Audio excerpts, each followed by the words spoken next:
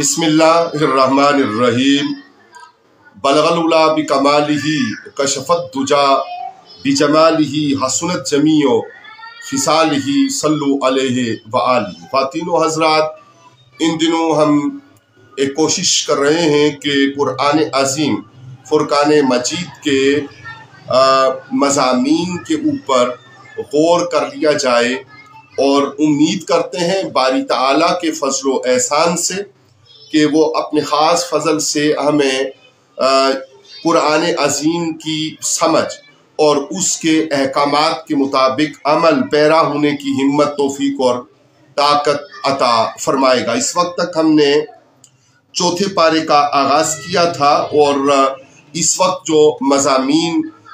इससे आगे हैं, जो कल तक की गुफ्तगू थी, वो है हज बैतुल्ला के बारे में। और कहा कि अहले किताब के हवाले से कि ए ईमान वालों, अगर तुम कुछ किताबियों के कहे पर चले, यानी वो जो मनफी अंदाज अहले किताब अपना रहे हैं, तो उनकी वजह से अहले ईमान के लिए जो नुकसानात मुमकिन हैं और जो नुकसानात होते हैं और जो नुकसानात अल्लाह ताला के इल्मे ज़ाती में हैं, वो वाशिकाफ फरमा रहे हैं और इन आयात में उनका तस्करा है। और कहा गया कि चाहिए कि ईमान वाले अताअत करें अल्लाह वाला शरीफ की और रसूल मोहतरम सल्लल्लाहु अलैहि व आलिहि वसल्लम की। और फरमाया कि अल्लाह से डरना चाहिए ईमान वालों को, और उस तरह डरना चाहिए जैसा कि डरने का हक और हुक्म है। और फरमाया कि नेमत का जिक्र किया जाए कि अल्लाह ने एहसान फरमाया और उस एहसान को अपने ऊपर याद किया जाए। और ये एहसान के दिलों में जो दूरियां और जो दिलों में नफरतें और कदूरतें थीं, उनको अल्लाह ताला ने ख़त्म किया और मोहब्बतों को, बाहमी उल्फत को और बाहमी मोहब्बत को लोगों में पैदा कर दिया और वो शीरो शकर हो गए। और उनके शीरो शकर होने से एक नूर सा समा और एक खूबसूरत माशरा वो तश्कील पाया। और कहा कि एक ग्रोह थे ना सारे इंसान, तो ज़रूरी है कि अब एक ग्रोह इनमें से हो जो भलाई की तरफ बुलाए और बुराई से रोके, और ये लोग फलाह पाने वाले हैं। इस आया बैयना की तशरीह में हमें ये समझ आती है कि ये औलिया और सुलहा औलिया उम्मत हैं कि जिनको अल्लाह ताला ने इस दर्जा पर फाइज किया है कि ये ग्रोह हैं कि जो अल्लाह ताला की तरफ, भलाई की तरफ और खूबी की तरफ बुलाते हैं। और औलिया उज़्ज़ाम की पहचान, ये फलाह वाले लोग, इनकी पहचान ये है कि जब इनको देखा जाए तो रब याद आए और ये शरीयत मुताहिरा की तरफ रानुमाई करने वाले हूँ। यहाँ पे एक बात ज़हननशीन करने की ज़रूरत है कि आमिलीन में और अहलुल्लाह में फ़र्क है। और अहलुल्लाह वो होते हैं जो कुरान व हदीस के मुताबिक अहकामात को नाफिज करने के लिए अपनी हिकमत, तदब्बुर और अपने ताई मारिफत का तरीका इख्तियार करते हैं। और जो इनसे दूसरे तरह के लोग हैं वो फट गए और जिन्होंने तफर्रका किया, तो वो अजाब अजीम है उनके लिए। ये वईद कुरान अजीम की इन आयात ने सुनाई और कहा कि वो दिन क़यामत का जिस दिन कुछ चेहरे रोशन होंगे और कुछ काले होंगे, तो ये रोशन चेहरे उन्हीं के होंगे जो अल्लाह ताला के अहकामात, शरीयत मुताहिरा, उसके ऊपर अमल पैरा होंगे और वो रब ताला का खौफ और उम्मीद रखेंगे और गुनाहों की माफ़ी तलब करेंगे और खैर और खूबी उनके मतमे नज़र और उनके नीयत का दर्जा कमाल होगा। और जो उजाले मुंह वाले होंगे उनके बारे में फरमाया कि ये रहमत वाले हैं और इसमें हमेशा रहेंगे। और अल्लाह ताला हक को गालिब करता है और जुल्मत को नीचा कर देता है, और वो ज़मीन और आसमान में जो कुछ भी है उसका मालिक है और उसकी मिल्क है। ہر چیز، اور اللہ تعالیٰ نے خاص طور پر اہل اسلام کے لیے یہ ارشاد فرمایا کہ تم سارے امتوں سے بہتر ہو جو لوگوں میں ظاہر ہوئی، اس لیے کہ تم بھلائی کا حکم دیتے ہو اور برائی سے روکتے ہو۔ یہاں پہ ہم یہ ضرور گزارش کریں گے کہ جو مراتب ہیں وہ مختلف ضرور ہیں، اور جو بھلائی کے حکم دینے کا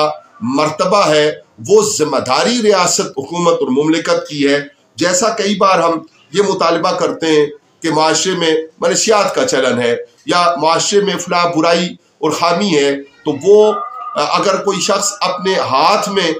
کسی نظم کو لیتا ہے تو اس سے فساد پیدا ہو سکتا ہے۔ حکومت اور مملکت کے جو طاقت ہے اس کو چاہیے کہ وہ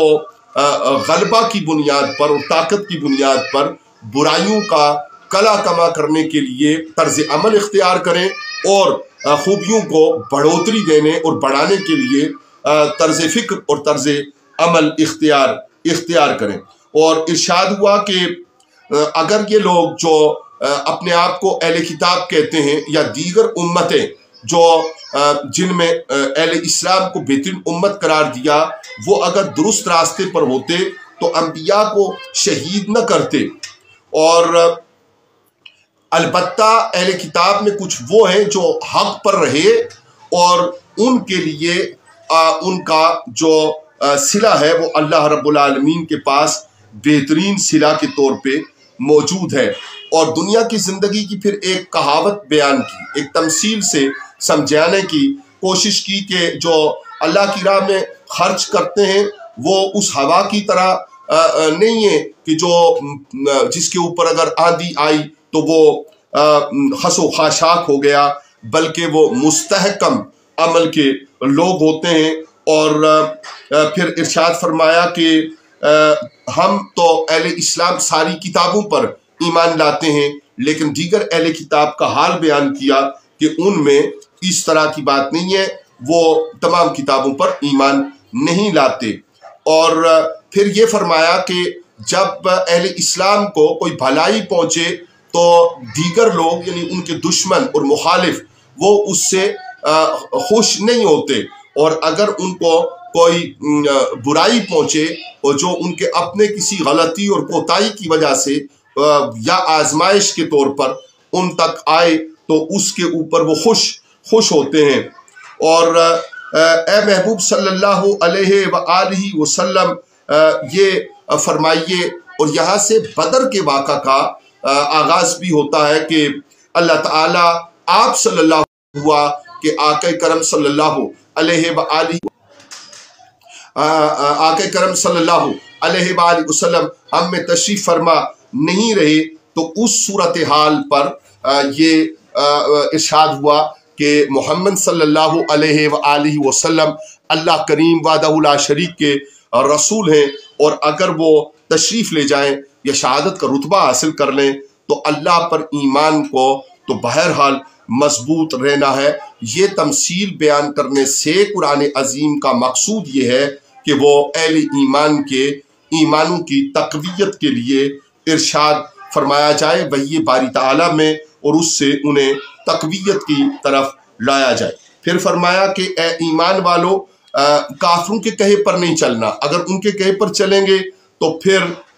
ہم نقصان کھائیں گے اور نقصان کھا کر پلٹیں گے۔ اور پھر ارشاد فرمایا کہ اللہ تمہارا مولا ہے اور وہ سب سے بہتر مددگار ہے۔ یہاں پہ یہ بات سمجھنے کی ضرورت ہے، جیسے سورہ فاتح کے مضامین میں بات گزری اور دیگر حوالوں سے گفتگو میں یہ چیزیں شامل ہوئیں، جو کنسیپشنل جو نظریاتی بات ہے وہ یہ ہے کہ اس بات کو اہل اسلام کو یاد رکھنے کی ضرورت ہے کہ اللہ وحدہ لا شریک اپنی تمام صفات اور کمالات کا خود مالک ہے، اور دیگر کو مخلوق میں جو بھی صفت اور کمال اللہ تعالیٰ نے عطا کیا ہے یہ اس کی عطا سے ہے۔ اور پھر جب اللہ تعالیٰ اسباب کا مالک کسی بھی طرز پر اپنی مخلوق کو اپنے مخلوق کے ذریعہ مدد فراہم کرتا ہے تو یہ اسی کا فضل اور احسان ہوتا ہے، اور اس سے ہرگز مراد یہ نہیں ہو سکتی کہ باری تعالیٰ کے تحت قدرت سے کوئی باہر ہے اور اس کا ذمہ ذاتی ہے نہیں، ذمہ وحدہ لا شریک کا ہے، جو خالق ہے اور جو مالک ہے اور جو وحدہ لا شریک ہے۔ اور سے انسانوں کو نوازا، وہ منہ پھیر کے جا رہے ہوتے تو ان کی صورتحال کیا ہوتی۔ اسی طرح ارشاد ہوا کہ کہا جاتا ہے کہ ہمارا کچھ بس نہ ہوتا تو ہم یہاں نہ مارے جاتے، یعنی یہ کہنے کی کوشش کی گئی کہ ہمیں یہاں تک موت کھینچ کے لائی، یا ہم بے بس تھے تو اس لیے ہمیں یہاں تک آنا پڑا۔ تو قرآن عظیم نے یہ ارشاد فرمایا کہ ہر صورت اللہ تعالیٰ وحدہ لا شریک انسان کو اس کے انجام کے میدان کی طرف لے کر آتا ہے، اور اگر وہ گھروں میں بند بھی ہوں تو موت ایک ایسی حقیقت ہے کہ جو انہیں وہاں پر بھی پہنچنی ہو تو پہنچ کر رہتی ہے۔ اور کہا کہ اے ایمان والو، ان کافروں کی طرح نہ ہونا جنہوں نے اپنے بھائیوں کی نسبت کہا جب وہ سفر یا جہاد کو گئے کہ ہمارے پاس ہوتے تو نہ مرتے۔ تو یہ ساری باتیں فضول ہیں۔ اصل بات یہ ہے کہ جب کوئی حسن نیت کے ساتھ راہ خدا میں نکلتا ہے تو وہی اس کے لیے بہترین راستہ ہے، اور زندگی اور موت کے فیصلے رب العالمین کے پاس ہیں، اور وہی بہتر کارساز اور جاننے والا ہے کہ کس کا موت کا وقت کہاں ہے، اور جو موت کو یا زندگی کو اور اس کے امور کو باری تعالیٰ کی رضا کے لیے اور راہ جہاد میں اس کو اہمیت دے، اس کا بہترین بدل اللہ وحدہ لا شریک کے پاس ہے، اور اللہ توکل کرنے والوں کو پسند کرتا ہے۔ اور اگر اللہ مدد نہ فرماتا غزوات میں تو غالب ہونا یہ ممکن نہ تھا، اور یہ رسول رحمت صلی اللہ علیہ وآلہ وسلم کے معجزات جو اللہ کریم نے عطا کیے ان میں سے ہے کہ اللہ تعالیٰ نے غیب کی مدد فرمائی اور فرشتوں کو قتال میں مددگار بنا کر اتارا۔ اور پھر فرمایا کہ جو اللہ تعالیٰ کے غضب کو دعوت دیتا ہے وہ غضب ہی میں اور اس کی ناراضگی میں ہی لوٹتا ہے، سوائے اس کے کہ توبہ کی توفیق اور اس کے ذریعہ سے راہ راست اختیار کی جائے۔ اور پھر ارشاد ہوا کہ جب تمہیں کوئی مصیبت پہنچے کہ اس سے تمہیں نقصان ہو تو یہ کہیں گے کہ یہ کہاں سے آئی، تو آپ صلی اللہ علیہ وآلہ وسلم فرمائیے کہ تمام اللہ کی طرف سے ہے اور وہ ہر شے پر قادر ہے۔ اور مصیبت جو کسی پر آئے تو اس کے بارے میں فرمایا کہ دونوں فوجیں ملی تھیں، اور اس کو یعنی بدر کے ماحول کو یاد کیا جائے کہ جو اللہ کی راہ میں قتال کرنے کے لیے نکلے ان کی کتنے فضائل ہیں اور ان کتنے اوصاف ہیں، اور اللہ اس کے رسول صلی اللہ علیہ وآلہ وسلم کی کتنی رضا ان کے شامل حال رہی۔ اور وہ جو اللہ کی راہ میں ارشاد ہوا کہ مارے جائیں ان کو مردہ مت کہو۔ اب جب قرآن کریم یہ کہہ رہا ہے کہ یہ شہید ہیں تو ہمیں شہید کہنا چاہیے، مردہ نہیں کہنا چاہیے۔ اور وہ اللہ کے ہاں فرمان ہوا کہ رزق پاتے ہیں اور زندہ ہیں، اور یہ زندگی رب تعالیٰ نے انہیں خاص طور پر عطا کی ہے۔ اور خوشخبری ہے ان لوگوں کے لیے جو پہلے گزرے یا آئندہ آئیں کہ وہ اللہ تعالیٰ کی طرف سے اپنے خاص کرم اور رحمت کے حقدار ہیں، اور اس کی نعمتیں اور اس کا فضل وہ اہل ایمان کے لیے بہترین اجر ہے۔ اور ارشاد ہوا جو اللہ اور رسول کے بلانے پر حاضر ہوئے بعد اس کے کہ انہیں زخم پہنچ چکا تھا، ان کے نیکوکاروں اور پرہیزگاروں کے لیے بڑا ثواب ہے۔ یعنی اپنی تکلیف کو اور اپنی زخموں کو اور اپنے درد کو وہ محسوس نہ کرنا، بلکہ ان کے احساسات کو غالب کرنا اللہ تعالیٰ کے حکم اور رسول رحمت صلی اللہ علیہ وآلہ وسلم کے بلانے پر۔ تو فرمان ہوا کہ اللہ تعالیٰ ان کا بہترین کارساز ہے، اور وہ سارے لوگ نعمتوں میں پلٹتے ہیں جو اس طرح کا رویہ اور اس طرح کا عزم اور اس طرح کا عمل رکھتے ہیں۔ اور پھر ارشاد ہوا کہ جنہوں نے ایمان کے بدلے کفر کو مول لیا تو وہ کسی کا کچھ نہیں بگاڑتے، اللہ کا کچھ نہیں بگاڑتے، اسلام کا اور اہل اسلام کا کچھ نہیں بگاڑتے، بلکہ وہ خود کو عذاب مہین اور دردناک عذاب اور ذلت دینے والے عذاب کی طرف لوٹا لیتے ہیں۔ اور مومنین جو ہیں ان کے لیے ارشاد ہوا کہ اللہ تعالیٰ جدا کر دے اہل ایمان کو اور خباثت کو طیب سے اور طاہر سے۔ ایمان طہارت ہے اور ایمان کے مطابق عمل وہ طہارت ہے اور وہ پاکی ہے اور وہ نیکی ہے اور وہ بھلائی ہے، اور جو تقوی اختیار کرتے ہیں اللہ تعالیٰ کے پاس ان کا بہترین بدل ہے۔ میراث کا ارشاد ہوا پہلے یہ کہ اللہ تعالیٰ جو کچھ زمین و آسمان میں ہے اس کا حقیقی مالک اللہ وحدہ لا شریک ہے، اور جو یہ لوگ بات کرتے ہیں اور عمل کرتے ہیں وہ اللہ تعالیٰ کے ہاں وہ لکھ رکھا ہوا ہے، اور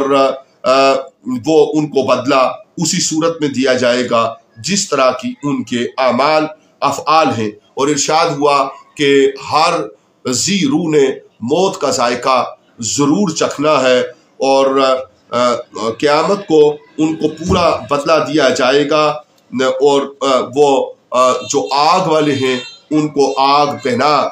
دی جائے گی، اور جو جنت کو پائے وہ مراد کو پہنچے وہ کامیاب ہے، اور دنیا کی زندگی تو قلیل ہے اور غرور کی زندگی ہے، اور کچھ عرصہ رہنے سہنے اور اس سے فائدہ اٹھانے کی زندگی ہے۔ اور ارشاد ہوا کہ ضرور اگلے کتاب والے اور مشرکوں کا جب آپ کچھ برا سنو گے اور اگر تم صبر کرو اور بچتے رہو ان سے تو یہ بڑے ہمت کی بات ہے، یعنی ان کی طرف سے تان تشنی اور ان کی طرف سے اسلام کے خلاف کی جانے والی سازشوں کے اوپر طرز عمل کا بیان ہوا، اور کہا کہ اس بات کو یاد کیا جائے کہ جو عہد اللہ نے کتاب والوں کو عطا کیا اور اس عہد کو یہ واضح کیا کہ اس کو بیان کر دیا جائے، چھپا کے نہ رکھا جائے، اور اگر کوئی چھپائے اس کے حکم کو تو یہ اپنے لیے سزا اور اپنے لیے برائی کمانے کے مترادف ہے۔ اور اللہ تعالیٰ آسمانوں اور زمینوں کی پیدائش، رات اور دن کو باہم بدلیاں لے کر آتا ہے، اور یہ سب نشانیاں ہیں اہل دنیا کے لیے اور اہل زمین کے لیے کہ وہ اس کی قدرت کاملہ پر ایمان رکھیں۔ یہ چوتھا پارہ اور اس کے مضامین میں ہم آگے بڑھتے ہیں، اور کہا کہ وہ لوگ جو دعا مانگتے ہیں کہ اے رب ہمارے بے شک جسے تو دوزخ میں لے جائے اسے ضرور تو نے رسوائی دی اور ظالموں کا کوئی مددگار نہیں، تو ہمیں ان میں نہ کر، بلکہ ہمیں اے رب ہمارے ہم نے ایک منادی کو سنا کہ ایمان کے لیے ندا فرماتا ہے کہ اپنے رب پر ایمان لاؤ، تو ہم ایمان لائے۔ اے رب ہمارے گناہ معاف فرما اور ہماری برائیوں کو محو فرما دے اور ہماری موت اچھوں کے ساتھ فرما۔ یہ ایمان لانے اور ایمان لا کر جو نیت اختیار کرنا ہے اس کے بارے میں بیان ہوا، اور اس کے ہجرت کے بارے میں، اور تنگ کرنے اور قتل کر دینے اور اس طرح کی جو اذیتیں ہیں ان کے مقابل جہاد کا گویا بیان ہے، اور کہا کہ جہاد والوں کو اللہ تعالیٰ کی طرف سے بہترین بدلہ ہے، اور اللہ تعالیٰ کسی بھی شے کو جو برتنا ہے اس کا جب کفر کی اور الحاد کے انداز میں ہو تو اس کی وعید کے اوپر ارشاد ہوا، اور کہا کہ اللہ تعالیٰ بالکل واضح حساب لینے والا ہے۔ اور اے ایمان والو صبر کرو اور صبر میں دشمنوں سے آگے نہ رہو، اور سرحد پر اسلامی ملک کی نگہبانی کرو اور اللہ سے ڈرتے رہو اس امید پر کامیاب ہو۔ تو اسلامی سرحدوں کی حفاظت کرنا یہ ان جہادی احکامات کے ساتھ اس کا بھی تذکرہ ہوا، اور یہاں پہ سورہ آل عمران کے مضامین کی تکمیل ہوئی، اور اس کے بعد آغاز ہوتا ہے سورۃ النساء کا، اور سورۃ النساء میں ارشاد فرمایا کہ تمہیں جوڑا بنایا اور تم سے پھیلایا زمین میں انسانوں کو، اور کہا کہ یتیموں کے مال ان کو دے دیے جائیں اور ستھرے کیے جائیں، اور کسی طرح بھی ان کے مال کو ہڑپ کر دینے کا انداز نہ اپنایا جائے، اور جب وہ اس قابل ہو جائیں کہ ان کو ان کی زندگی گزارنے کے لیے کشائش دی جائے تو کشائش دی جائے، اور ان کے لیے جو زندگی آگے بڑھانے کا اور عائلی زندگی شروع کرنے کا، ان کا نکاح کر دینے کا جو انداز ہے وہ اپنایا جائے۔ اور ارشاد ہوا کہ اگر تمہیں خوش آئے تو تم 2 3 اور 4 بیویاں ان کے ساتھ نکاح کر سکتے ہو، لیکن اگر اس بات کا اندیشہ نہ ہو کہ تم 2 میں انصاف نہ کر سکو، اور یہ انصاف جتنے اصول اور قواعد ہیں ان کے مطابق اس کا وفا ہونا، یہ قرآنی احکامات کی منشا ہے، اور قرآن چاہتا ہے کہ اس صورت میں اس طرح احکامات پر عمل پیرا ہوا جائے، اور کہا کہ مہر خوشی سے دے دیں، سوائے اس کے کہ اگر کوئی اپنا مہر اپنے مرد کو وہ عطیہ کرنا چاہے، کم یا زیادہ یا سارا۔ اور پھر اچھی بات کہنے کے احکامات ہیں، اور کہا کہ یتیموں کو ان کے بارے میں آزمائش کی جائے جو آپ کے زیر کفالت ہوں، اور جب وہ شادی کر دینے کے قابل ہو جائے تو ان کی شادی کر دینی چاہیے، اور ان کے مال ان کی امانتوں کے طور پر ان کو لٹا دینے چاہیے۔ اور اللہ تعالیٰ کافی ہے حساب لینے والا، اس لیے حساب سے ڈرنا چاہیے۔ اور پھر وہ احکامات ہیں جو فرض ہیں اور جو ترکہ کے طور پر کسی مرحوم ہونے والے شخص کے ان کی اولاد کو، یا ایک صورت میں ان کے ماں باپ کو، یا ایک صورت میں ان کے بہن بھائیوں کو جس طرح ترکہ آتا ہے، ان تمام حصص کا بیان ہے جو شرعی اعتبار سے نافذ العمل ہیں، اور ان کے قوانین ملک میں رائج بھی ہیں۔ تاہم کوئی ایسا بیان جو کسی جبر کی بنیاد پر کسی حقدار سے اپنے حق میں ہے کہ اس کی حیثیت انکار کی ہے، اور پھر یہ تفصیلات بیان کی، اور کہا کہ اگر میت کلالہ ہو تو پھر اس کے لیے کیا احکامات ہیں، اور اس کی وراثت کی تقسیم کا کیا طریقہ ہے، اور ان تمام طریقوں کو بیان کر کے قرآن عظیم نے یہ بھی ارشاد فرمایا کہ اگر اس کے ذمہ کوئی دین ہو یا اس نے کوئی وصیت کی ہو جو شریعت مطہرہ کے مطابق عمل پیرا ہونا ضروری ہو، تو اس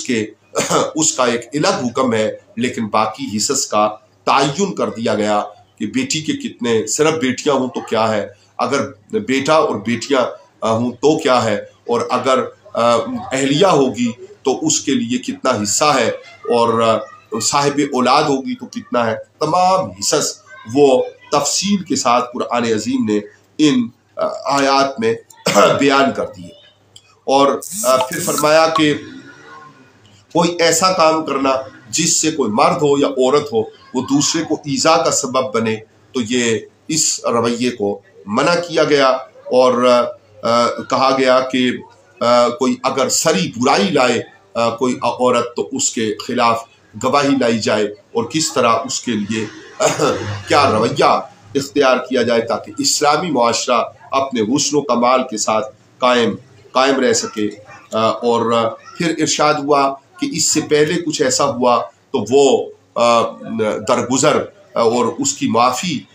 کا اعلان کیا گیا، حالانکہ ساتھ یہ فرمایا کہ یہ انتہائی بڑی بری بات اور انتہائی کبھی بات ہے کہ اگر دور جاہلیت میں کسی نے باپ یا دادا یا اس طرح کے لوگوں کو جو نکاح میں عورتیں ہوں ان کے ساتھ اگر کوئی اولاد ہو کر نکاح کرے، اور پھر صریح حکم کے تحت منع کر دیا کہ اس طرح کا کوئی فعل، وہ اس کی اجازت قرآن عظیم نے ختم کر دی، اور کہا کہ مائیں حرام ہیں، اور بیٹیاں اور بہنیں اور پھوپھیاں اور خالائیں اور بھتیجیاں اور بانجیاں، اور وہ جن سے تم نے دودھ پیا ہو، یا ان کی وہ اولاد جو دودھ کی طرف سے پینے کی وجہ سے رضائی بہن اور بھائی میں آتے ہوں، ان کے حوالے سے احکامات آئے، اور کہا کہ 2 بہنیں اکٹھی کرنا ایک شخص کے لیے اس کو منع کر دیا گیا۔ اور شوہردار عورتیں ان کو حرام کہا گیا، لیکن سوائے ان کافروں کی عورتوں کے جو ملک میں آئیں۔ اس وقت چونکہ یہ صورتحال رائج نہیں ہے، لیکن ان احکامات کو سمجھنے کی ضرورت ہے۔ یہاں سے 5واں پارہ شروع ہو کر اور رضامندی اور فرائض آپس میں اگر مرد و زن کے ہیں تو ان کے بارے میں احکامات شروع ہوتے ہیں، اور جو مقدور نہ رکھتا ہو اور جس کے پاس گنجائش نہ ہو اور کشائش نہ ہو، وہ اگر نکاح میں رکاوٹ محسوس کرے تو